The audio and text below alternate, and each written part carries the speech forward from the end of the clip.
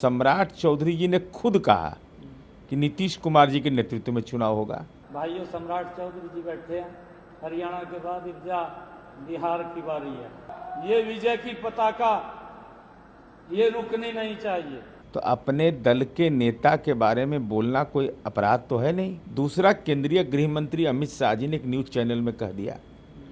तीसरा कि पांचों घटक दल बंद कमरे में नहीं, खुले मैदान में विभिन्न जिलाओं में एनडीए का कार्यकर्ता सम्मेलन कर रहे हैं। स्पष्ट रूप से कह रहे हैं कि नीतीश कुमार जी के नेतृत्व में चुनाव होगा। दूसरी ओर महागठबंधन है, कांग्रेस आंख तरेर रहा है।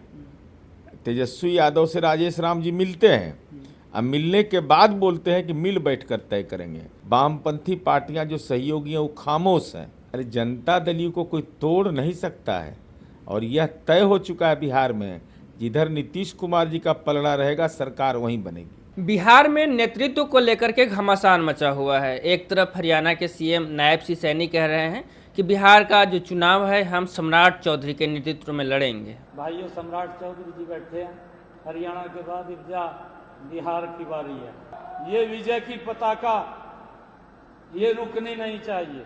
उनके नेतृत्व में पताका फहरेगा। और एक तरफ महागठबंधन में भी नेतृत्व को लेकर के हमेशा से चर्चा रहा है। कांग्रेस कह रही है मिल बैठ करके हम इस पर विचार करेंगे कि कौन होगा बिहार के सीएम। इन्हीं सब मुद्दों पे बात करेंगे। हमारे साथ अभी जदयू के एमएलसी हैं, नीरज कुमार सर हैं। नायब सिंह सैनी बोल रहे हैं कि जब बिहार में सम्राट चौधरी के नेतृत्व में पताका फहरेगा। देखिए, हरियाणा के माननीय मुख्यमंत्री सैनी जी ने ज्योतिबा फूले के कार्यक्रम में वह भाजपा से संबद्ध हैं और सम्राट चौधरी जी भी भाजपा से संबद्ध हैं। तो अपने दल के नेता के बारे में बोलना कोई अपराध तो है नहीं। तो उन्होंने कोई अपराध किया नहीं। और सम्राट चौधरी जी ने खुद कहा कि नीतीश कुमार जी के नेतृत्व में चुनाव होगा। तो सम्राट चौधरी जी का बयान महत्वपूर्ण माना जाएगा ना। आप हमारे बारे में कहिए कि इन्हीं के नेतृत्व में होगा, हम कह रहे हैं कि नहीं उनके नेतृत्व में होगा, तो वही सटीक होगा। दूसरा, केंद्रीय गृह मंत्री अमित शाह जी ने एक न्यूज चैनल में कह दिया। तीसरा कि पांचों घटक दल बंद कमरे में नहीं, खुले मैदान में विभिन्न जिलाओं में एनडीए का कार्यकर्ता सम्मेलन कर रहे हैं। स्पष्ट रूप से कह रहे हैं कि नीतीश कुमार जी के नेतृत्व में चुनाव होगा। 2025 से 30 फिर से नीतीश। बिहार की जनता भी यह कहती है नीतीश है तो निश्चिंत है। अब दूसरी ओर महागठबंधन है। लालू जी बीमार हैं। लालू जी ने अपनी इच्छा व्यक्त सार्वजनिक रूप से किया कि हमारे बेटा को तेजस्वी को मुख्यमंत्री बनाइए। अब राजनीति के आईसीयू में चला गया महागठबंधन का राजनीति। अब वहाँ पर स्थिति यह अभी हो गई है कि कांग्रेस आंख तरेर रहा है। तेजस्वी यादव से राजेश राम जी मिलते हैं, अब मिलने के बाद बोलते हैं कि मिल बैठकर तय करेंगे।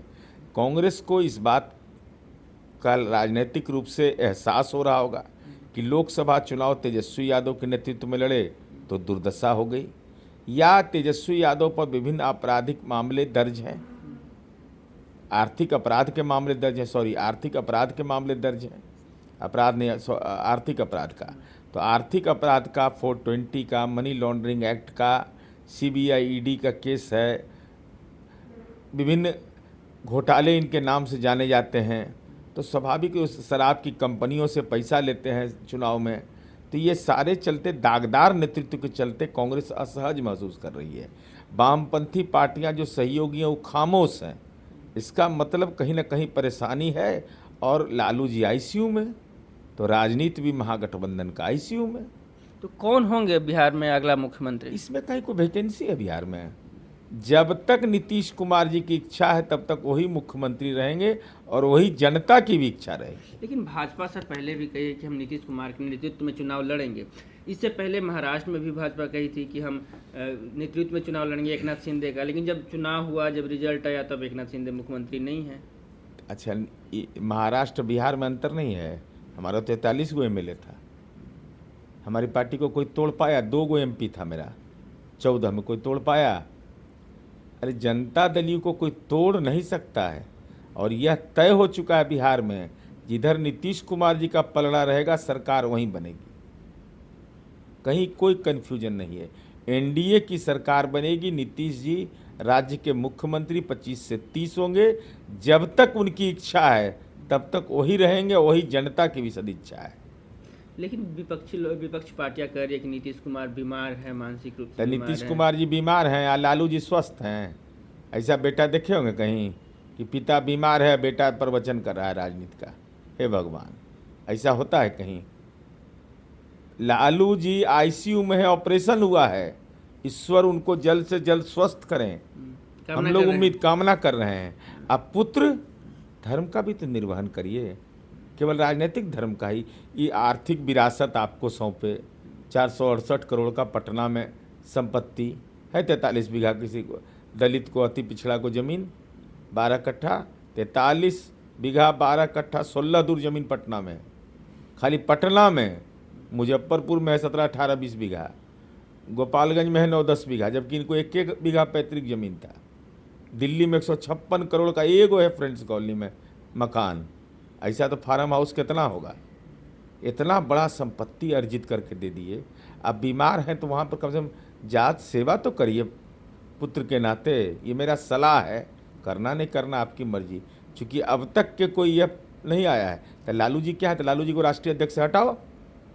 अगर लालू जी राजनीतिक रूप से नाकाम हो गए हैं, शारीरिक रूप से नाकाम हैं, तो उनको राष्ट्रीय अध्यक्ष से हटाइए। वो भी राजनीति में अचेत हो गए, इसका मतलब तो पार्टी का संगठन का काम कैसे होगा? तो अब नेतृत्व पे कोई कहीं कोई दरार नहीं है, केवल करार करार करार है।